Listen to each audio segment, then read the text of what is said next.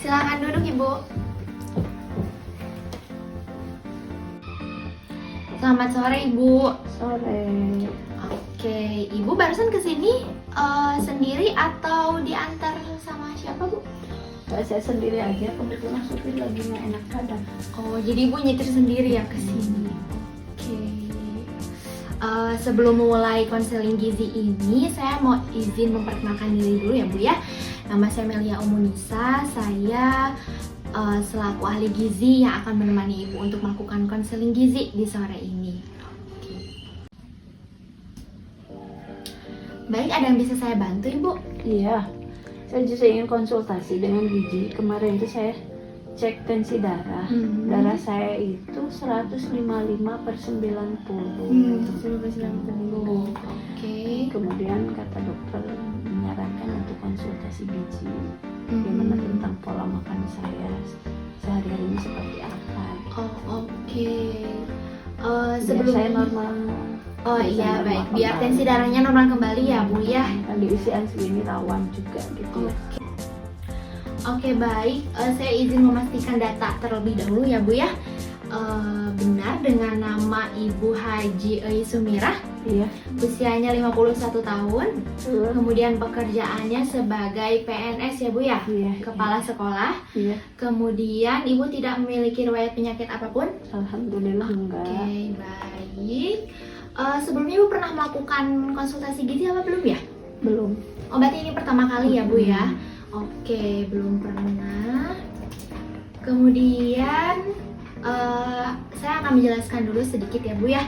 Jadi tujuan dilakukannya konsultasi gizi ini adalah untuk membantu menyelesaikan permasalahan serta keluhan-keluhan yang berkaitan dengan tensi darah Ibu yang tinggi itu ya, Bu ya. Jadi nanti kita akan saling tanya jawab terkait dengan hal-hal yang berkaitan dengan hipertensi, kemudian akan menemukan solusinya juga. Dan solusi tersebut diharapkan bisa membantu menurunkan tekanan darah Ibu seperti itu ya, Bu ya. Baik, Ibu, untuk waktu pelaksanaan konseling ini akan berlangsung 15-30 menit. Apakah Ibu bersedia? Iya. Oke, baik. Oke, sebelumnya kita mengukur tinggi badan dan berat badan dulu ya, Bu ya. Mari. Mari, Bu, diukur tinggi badannya dulu.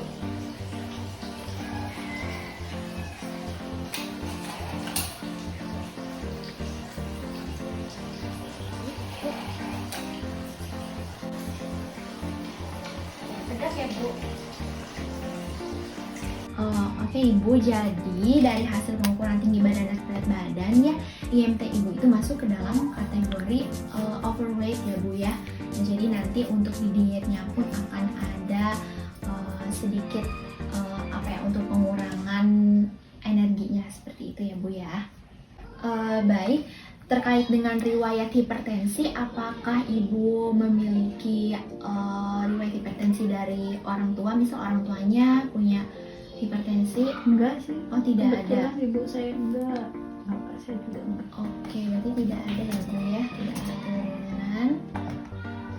Oke, terkait dengan keluhan biasanya apa saja sih, Bu, yang Ibu rasakan? Berat kepala pusing.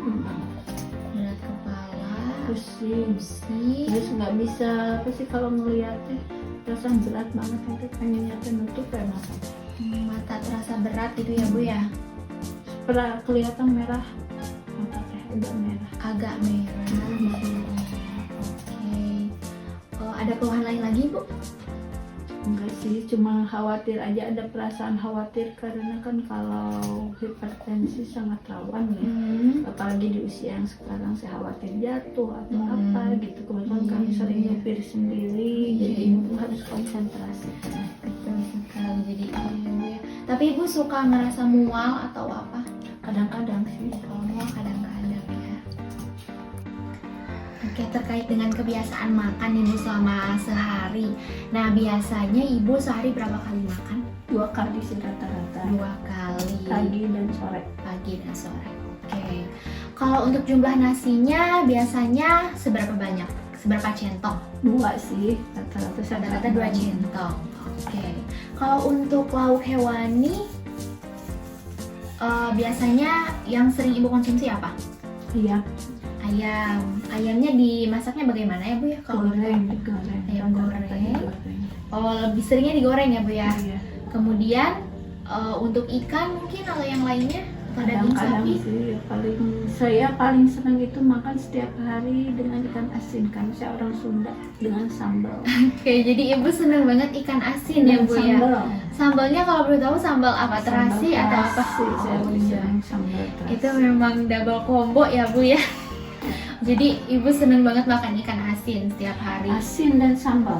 Setiap makan itu bu? Aduannya memang Oke, jadi walaupun ada lauk yang lain, ibu tetap harus ada lauk itu gitu ya bu ya? itu tuh makanan pokok.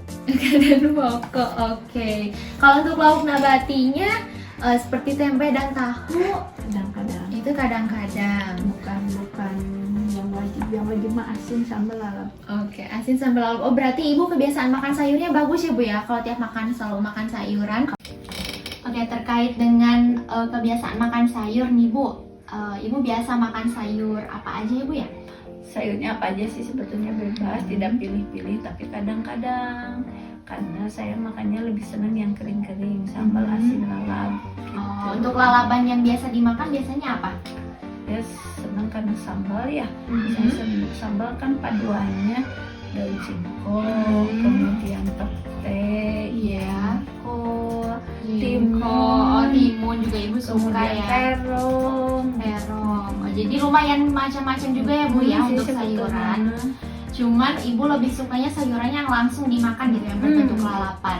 Nah biasanya kalau sekali makan lalapan nih seberapa banyak? Kalau makan lalapan sebetulnya saya banyak, karena bagi saya itu kalau makan lalapan itu jadi tidak cepat kenyang. Oh. Jadi nggak giung kata orang Sunda mah ya. Oh nggak diem gitu ya. Oke. Kalau nggak kalau tanpa lalap justru cepat kenyang. Oh jadi ibu pasti banyak gitu ya makan lalapnya. Kalau misalkan dalam takaran piring, satu piring kecil ada mungkin bu? Ya seperti itu. Oke, sekitar satu piring kecil ya bu ya. Nah sekarang terkait dengan cemilan, ibu biasanya makan cemilan apa aja? Saya seneng yang garing-garing dan asin. Asin, yang asin dan gurih mungkin ya bu ya. Oke, biasanya apa aja bu yang dimakan? Kacang goreng, Kacang goreng, keripik kemudian singkong yang asin, keripik singkong, keripik pisang juga yang keripik asin. pisang. Makanan yang di minimarket juga yang asin-asin. Oh, pokoknya cemilan-cemilan yang gurih dan asin gitu ya ibu suka. Yang tinggal makan. Oke, ibu itu kalau makan cemilan setiap hari atau seberapa sering? Setiap hari pasti makan, apalagi kalau nyupir kan sambil nyupir. Biar gak ngantuk mungkin sambil nyemil ya bu ya. Baik ibu, selanjutnya terkait dengan kebiasaan minum. Nah selain minum air putih, biasanya ibu sehari-harinya meminum apa? Misal minum kopi atau teh? Saya lebih senang minum kopi pagi-pagi sebelum makan bahkan. Saya minum kopi dulu. Terus kalau sampai kantor juga pasti, apalagi kalau banyak pekerjaan butuh konsentrasi untuk menjaga kantuk, minum kopi lagi. Kadang malam pulang ke rumah pasti kopi lagi. Jadi sehari kadang bisa 3 kali. Oh berarti sehari bisa sampai 3 kali minum kopi ya bu ya? Oke, kopinya berarti kopi manis ya bu ya? Kopi manis. Kopi manis. Oke. Baik, saya analisis terlebih dahulu ya Bu ya terkait dengan asupan makan ibu dari data yang telah saya dapatkan tadi. Saya analisis beberapa menit ya Bu ya. Nah, untuk pola makan, sebenarnya pola makan yang baik itu 3 kali makan pokok dan 2 kali selingan ya Bu ya. Seharusnya seperti itu. Nah, tapi Ibu di sini lebih banyak mengemil ya Bu ya, makan cemilan dan makanan pokoknya hanya 2 kali. Kemudian dari kebiasaan pengolahan untuk lauk pauk ya Bu ya, Ibu tuh terlalu sering mengonsumsi makanan yang digoreng, betul ya Bu ya. Nah sebaiknya itu diganti dengan olahan yang direbus atau mungkin yang ditumis. Pokoknya Ibu harus mencoba untuk mengurangi yang berminyak-minyak ya Bu ya, karena itu juga akan berpengaruh untuk karena ibu kan tadi si nilai IMT-nya sudah overweight ya bu ya. Nah kalau misalkan kebiasaan tersebut terus-menerus dilakukan, tidak menutup kemungkinan nilai IMT ibu ke depannya kalau misalkan pola makan seperti ini tidak diubah bisa menjadi obesitas seperti itu. Jadi untuk mewaspadai itu gitu. Jadi ibu diharapkan untuk mulai mengurangi konsumsi lauk pauk yang diolahnya dengan cara digoreng seperti itu ya bu ya. Oke, terkait dengan aktivitas fisik nih bu. Nah kalau boleh tahu ibunya suka olahraga atau enggak ya? Enggak. Nggak ada kesempatan biasanya. Jadi ibu libur tuh pas buat di rumah aja. Jadi tidak ada waktu mungkin ya bu ya untuk melakukan olahraga Secara rutin gitu. Oke. Jadi kalau misalkan di hari Minggu pun, di hari libur pun ibu pakai waktunya untuk istirahat di rumah seperti itu ya bu. Oke, jadi jika disimpulkan dari hasil perbincangan kita tadi ya bu ya, ibu ini tekanan darahnya 155/90 masuk ke dalam kategori hipertensi stage 1. Nah, kemudian terkait dengan keluhan yang biasa ibu alami, pusing, terus mata terasa berat seperti itu ya bu ya. Nah, itu berasal dari kebiasaan makan ibu juga, karena ibu kan seneng makan makanan yang mengandung natrium. Apa aja sih makanan yang mengandung natrium? Makanan yang mengandung natrium itu seperti ikan asin ya bu ya, seperti itu. Kemudian kecap juga itu mengandung natrium yang tinggi. Kemudian sambal terasi, ibu kan juga seneng terasi ya bu ya. Nah, terasi dan ikan asin itu beberapa contoh gitu, itu merupakan contoh-contoh dari makanan yang mengandung natrium yang tinggi, dan itu sangat berpengaruh terhadap tekanan darah ibu. Kemudian selain makanan yang mengandung natrium tinggi, ibu juga kan senang cemilan yang asin ya bu ya, asin dan gurih. Nah itu juga sama, itu juga mengandung natrium yang cukup tinggi ya bu ya kalau untuk cemilan asin dan gurih itu. Selain itu kurangnya aktivitas fisik juga itu berpengaruh bu. Jadi jadi ibu tuh mulai harus dibiasakan gitu melakukan aktivitas fisik walaupun sebentar-sebentar gitu ya. Nah itu aktivitas fisik yang kurang juga itu berpengaruh terhadap keluhan-keluhan yang dialami terkait dengan tekanan darah yang tinggi. Kemudian konsumsi kafein juga, ibu kan biasa mengonsumsi kopi ya bu ya, sehari 3 kali setiap hari. Nah kafein juga dapat memicu hipertensi, jadi itu berkaitan bu dengan tekanan darah. Nah jadi harus mulai dikurangi kafeinnya ya bu ya. Untuk saya ya, setelah konsultasi ini makanan yang harus dihindari kira-kira apa tuh bu?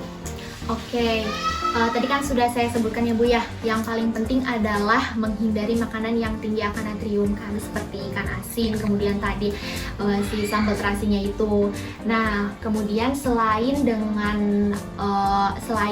dua jenis makanan tadi, ibu juga harus menghindari makanan yang kalengan bu, seperti sarden, itu kan natriumnya tinggi ya bu ya. Pokoknya makanan-makanan yang diawetkan, yang dikaleng gitu, itu natriumnya tinggi, itu juga harus ibu hindari. Oke, selain itu ibu juga harus mulai mengurangi asupan kopi ya bu ya. Nah itu kan berpengaruh juga terhadap kondisi hipertensi ibu. Nah mungkin yang harus lebih saya tekankan adalah kalau misalkan ibu masak di rumah ya bu ya, ibu harus mencoba untuk mengurangi bumbu-bumbu yang tajam. Bumbu yang tajam itu seperti apa sih? Misal seperti micin, seperti ya, kalau misalkan orang-orang kan bilangnya micin ya bu ya. Nah itu kan mengandung natrium yang cukup tinggi bu. Kemudian garamnya juga mulai dikurangi. Terus penyedap rasa. Nah itu kan bumbu-bumbu tersebut itu kadar natriumnya tinggi, dan itu akan berbahaya juga gitu untuk kondisi hipertensi. Jadi mulai dikurangi ya bu ya untuk bumbu-bumbu tajam seperti itu. Oke, selain menjaga asupan makan, ibu juga harus mulai melakukan aktivitas fisik ya bu ya, membiasakan. Nah walaupun memang waktunya terbatas ya bu ya, tapi aktivitas fisik itu tidak harus jogging di lapang atau apa. Enggak Bu, jadi aktivitas fisik itu kan ada yang ringan, sedang, dan berat. Nah mungkin Ibu bisa memulai untuk melakukan aktivitas fisik yang ringan. Misal dengan jalan-jalan di halaman selama 20 menit seperti itu. Kalau misalkan Ibu lagi kerja, bisa tuh relaksasinya dengan melakukan jalan di halaman selama 20 menit seperti itu. Nah Ibu coba aja gitu untuk dirutinkan gitu. Jadi kan lama-lama juga akan terbiasa dan itu dampaknya juga akan sangat baik. Oke, ada yang ingin ditanyakan lagi Bu? Alhamdulillah sudah cukup. Sudah cukup baik. Kalau begitu saya mau mereview ya Bu ya. Jadi kira-kira apa aja sih yang telah Ibu dapatkan setelah melaksanakan konseling gizi ini? Alhamdulillah saya banyak dapat informasi-informasi tentang hipertensi. Karena sebelumnya kan memang saya tidak pernah, karena memang saya tidak punya penyakit yang menaun, tidak punya penyakit bawaan gitu kan. Makanya pas saya dicek itu akhirnya saya harus konsultasi biar saya tahu. Mungkin karena usia dulu mungkin saya olahraganya, aktivitasnya juga banyak sehingga itu terhindar. Nah sekarang dengan usia sekian, alhamdulillah saya setelah konsultasi dengan ibu saya mendapatkan beberapa informasi tentang hipertensi, diantaranya makanan yang harus dijaga, makanan yang harus dihindari, makanan yang harus dikonsumsi, berapa banyak dan sebagainya. Insya Allah itu saya laksanakan, termasuk aktivitas seperti ini yang memang dianggap sepele, tapi itu ternyata memang sangat membantu untuk mengurangi hipertensi. Oke, boleh saya pastikan lagi ya Bu ya, untuk makanan yang harus dihindari kira-kira apa saja Bu? Karena yang harus dihindari itu ya yang tadi yang mengandung natrium yang tinggi, yang tinggi ya, betul Bu. Sambalnya gitu, sambal terasi ya, betul. Gitu. Kemudian cemilan yang asin-asin. Iya betul, cemilan asin gurih. Bumbu masak yang tajam-tajam yang setiap hari mungkin familiar ya ibu-ibu. Betul Bu. Hindari rasa asin. Ya mulai dikurangi ya Bu ya. Kemudian kopinya juga tidak terlalu banyak mungkin ya, kalau langsung berhenti mungkin susah agak susah, tapi harus perlahan ya Bu ya, gitu, minimal mengurangi dulu lah betul kalau sekali. biasa 3 kali bisa jadi sekali atau 2 kali. Oke, baik, betul sekali. Oke baik, setelah saya sampaikan tadi beberapa hal yang berkaitan dengan kondisi hipertensi ya Bu ya. Nah kira-kira komitmen apa sih yang akan Ibu mulai nih setelah melakukan konseling gizi ini? Karena memang saya ingin sehat, saya ingin panjang umur, saya juga ingin tetap bekerja dengan sehat. Maka saya insya Allah pertama akan mengurangi natrium, makanan yang mengandung natrium yang tinggi. Yang kedua juga cemilan yang gurih ya Bu ya. Kemudian mengurangi juga volume kadar bumbu-bumbu walaupun mungkin itu jadi berubah ya. Kemudian juga aktivitas fisik ya insya Allah mungkin sekarang harus meluangkan waktu ya, walaupun harus meluangkan waktu ya Bu ya, untuk bisa sehat selalu. Oke, dan jangan lupa untuk ini ya Bu ya, membiasakan mengonsumsi sayurnya yang lebih tinggi lagi ya Bu ya, frekuensi sayurnya, karena serat itu tentu dapat membantu mengurangi keluhan-keluhan dari kondisi hipertensi itu ya Bu ya. Sayur dan buah tentunya ya Bu ya. Jadi cemilan yang gurih-gurihnya diganti misal dengan jus seperti itu ya Bu ya.